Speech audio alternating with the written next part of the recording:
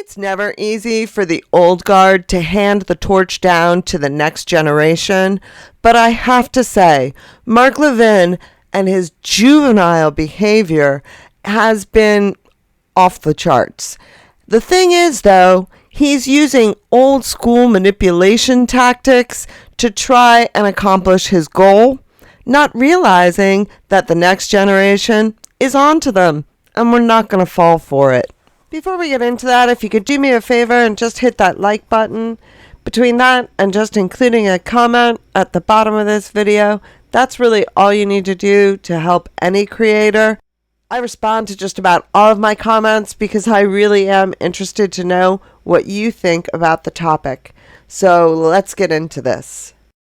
So this feud between Tucker Carlson and Mark Levin, yes, it is absolutely based around the issue of Zionism and the idea of America first versus America sometime on the list. And absolutely, Mark Levin is of the belief that, well, let me put it in his own words because really I couldn't do it any better. How we're going to fight it, how we're going to confront it, how we're going to defeat it. And you do it first and foremost by calling it out. That's what you do. This is America first, not the sick rantings of unaccomplished Neanderthals who have social media sites who've contributed absolutely nothing to this country. Zero. What have they contributed? What have they done? Nothing. To ignore this, or to be timid, impotent, tolerant, to acquiesce to it, to waste time debating these people rather than exposing them, to intellectualize it, to respond with anything but moral certainty and clarity, to fail, to call it out everywhere and anywhere, is to be devoured by it. You want to know what the 1930s was like? You're looking it in the eye. That's what it's like. And if the Republicans think, and they don't, this is a cabal, but the poison spreads like it did in the Democrat Party. You either put it out or it devours you. It's that simple. It's devoured them. If the Republican Party goes, we lose our country. If the Republican Party goes, we lose our liberty, our private property rights, our Declaration, our Constitution. We lose our Israel. We lose our other allies. That's how serious this is. Now, that right there, we will lose our Israel. Well, you know what, Mr. Levin? I'm much more worried about losing our America than I am worried about losing our Israel. Because our Israel is not a thing. It doesn't exist. It's not ours, it's theirs. And it's their concern. It's their problem. They have to, they're all grown up now. It's been long enough that Israel needs to be able to stand on its own. And if it can't stand on its own, that's really their problem, not mine, not ours. Now, the thing is, the Zionism issue, that's really at the core of any of this debate and disagreement between Tucker and Mark Levin. But Mark Levin refuses to debate with Tucker on the issues. So instead what he's done is he's brought in other things so that he can deflect from the fact that he doesn't want to debate Tucker on the issues. He doesn't want any clapback. He doesn't want to have to defend his positions, and he knows that his positions will not hold up under scrutiny.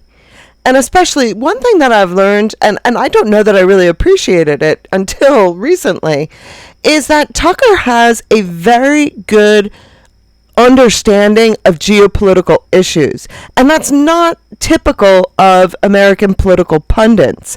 They may do wonderfully in the American domestic agenda and domestic issues, but very few of them have a really good understanding of the broader geopolitical landscape.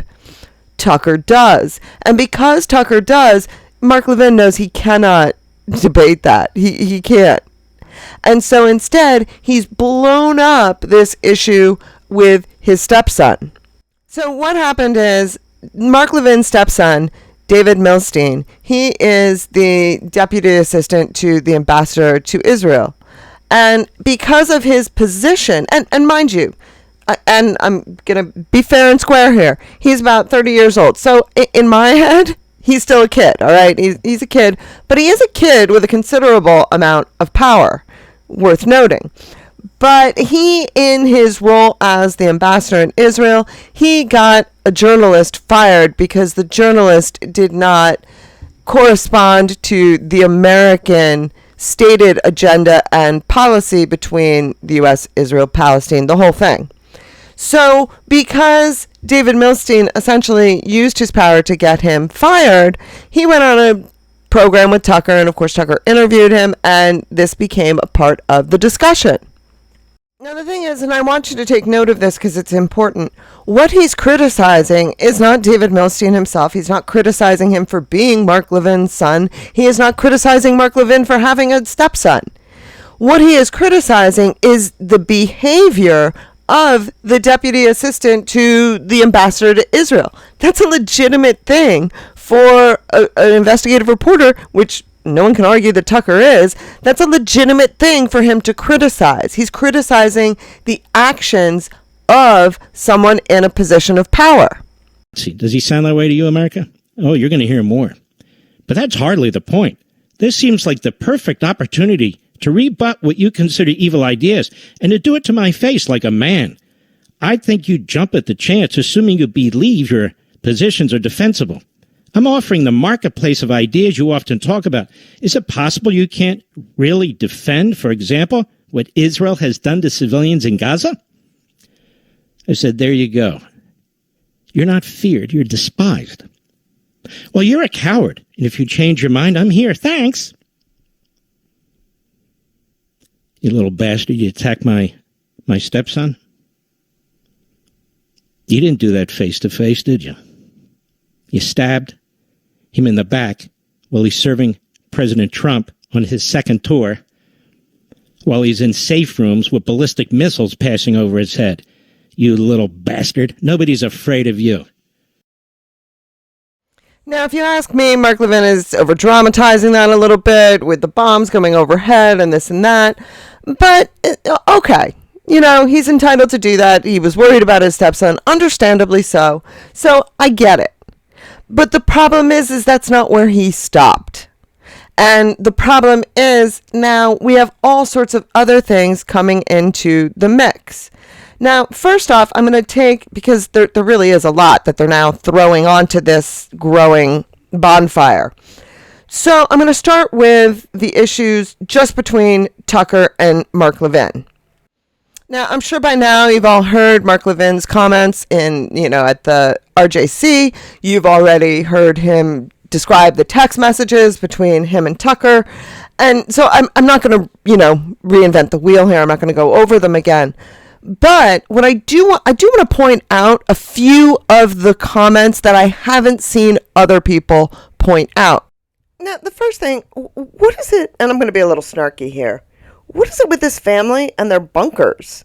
Like, is Mark Levin, convinced that the world is going to end and him and his stepson and everybody, are they all just living in bunkers? Because this is how he begins every one of his episodes. He's here. He's here. Now, broadcasting from the underground command post, deep in the bowels of a hidden bunker, somewhere under the brick and steel of a nondescript building, we've once again made contact with our leader, Mark Levin. But the reason that I even went back and started listening to this particular broadcast of Mark Levin's was because I had heard something that had been playing over and over. We've all heard, a bunch of podcasters, a bunch of news analysts talking about this particular broadcast. But there was one line in it that nobody had really caught. And I was surprised that nobody really caught it because it's such classic manipulation. Let's listen to it. The guy is desperate. He's taking a hit on his podcast. He's fighting like hell for his career. He's fighting like hell for his reputation. People are awakening to what scum he actually is. And he thinks I'm going to platform him. He thinks I'm going to help him kick up his podcast ratings. What would Charlie say? What would Rush say? What would any rational response? Here it is. Now, for those of you that may not know, Mark Levin got his start, got his first radio gig filling in for Rush Limbaugh.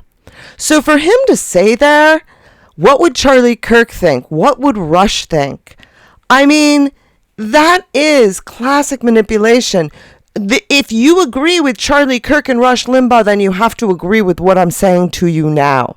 That's what that implies. And that's what that's intended. It's intended to be completely emotional. You're supposed to have an innate emotional reaction to that if you were, in fact, fans of Rush Limbaugh, fans of Charlie Kirk, so that you automatically are going to associate Mark Levin, Charlie Kirk, Mark Levin, Rush Limbaugh, and then therefore automatically go towards agreeing with Mark Levin just on the basis of those connections. And that's a very clear manipulation tactic. And the fact that he's using those old guard tactics to try and appeal to the next generation. And don't get me wrong, I'm sitting here saying the next generation because, yeah, that's Tucker. I know you might be younger, you might be older, you might be my age, I'm in my 50s. And so for us, it's like, well, 50s is hardly the next generation. No, we actually are. Because, you know, the Nick Fuentes and the Officer Tatums and the Charlie Kirks, they're the up-and-comings. We're next in line. And so for us, we're old enough to know these old guard people and understand where they're coming from, but young enough to understand the social media landscape that we have also matured in. People forget that, but we have. And we can see through these tactics. So he's trying to use these old school tactics on people that are never going to buy it. And I say that because he's already got the boomers, right? And, you know, his generation, they're already locked in. It's the Megyn Kelly, Tucker Carlson, me, my age group. That's the ones that he's looking to get because they're the ones that are the next in line. And yeah, the Gen Zers and millennials, all those younger people, the problem is they may have the numbers, but they still don't have the buying power of the next generation, my generation, because just that they're at the point in their life, they just don't have that money. And so we're still the demographic people want to get. Sorry, but it's true. Now, the next step in this whole big clash of the Titans is that they have now spread this down to attacks on JD Vance, because JD Vance, notice, has not come up and acknowledged, he hasn't taken the side yet. And so they are currently now on X giving JD Vance the same treatment that they gave Kevin Roberts, 2 weeks ago when he came out and defended Tucker Carlson. And they're doing it through Tucker Carlson's son. Attacks against Buckley Carlson. I don't know anything about Buckley. I really don't care about Buckley. I mean, nothing bad. It's just, he's a kid. He's 24 years old, and he's working as an aide in JD Vance's administration in his office. And so what's happening is they are now attacking Buckley and saying, well, if you can attack Mark Levin's son, you can attack Buckley. And they're trying to make this an equal thing. They're trying to make it equivalent, but it's not, because in order for it to be equivalent, you would have to be attacking something Buckley has done. They aren't. They're attacking Buckley for being Tucker Carlson's son. Tucker Carlson, when he criticized David Milstein, he was criticizing him not for being Mark Levin's son, but for his behavior. And that's a huge distinction. And even more so, they're using Buckley as a way to attack JD Vance and bring JD Vance into the fold and say, hey, you haven't declared yourself yet. Are you going to do a Kevin Roberts? Because if so, we're already preparing the ammunition against you. And they are.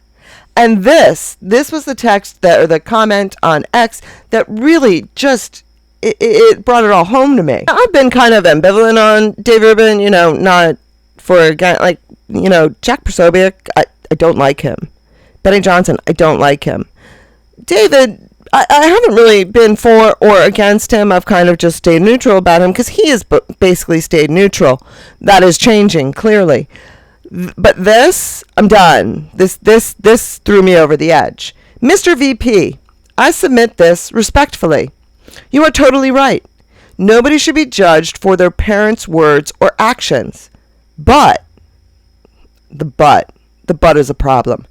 But, and I think you know this, the very people relentlessly attacking Jews now have Indians next on the docket.